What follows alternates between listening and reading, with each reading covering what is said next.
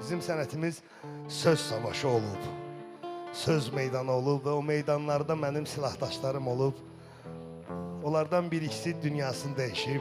Allah onlara qəni-qəni rəhmət eləsin. Biri həyatdadır, biraz çətinliyi var. İnşallah Allahın köməkliyi ilə tez bir zamanda Allah yol açar.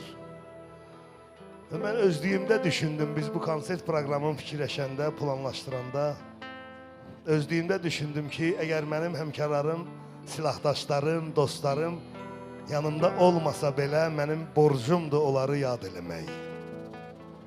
Bu, onların ruhuna da xoş olar, doğmalarına da xoş olar.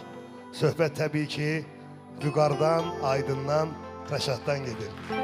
Allah Rəşada can sağlığı versin, Vüqara, Aydına qəni-qəni rəhmət eləsin. Hərəsinin repertuarından bir hissə hazırlamışıq.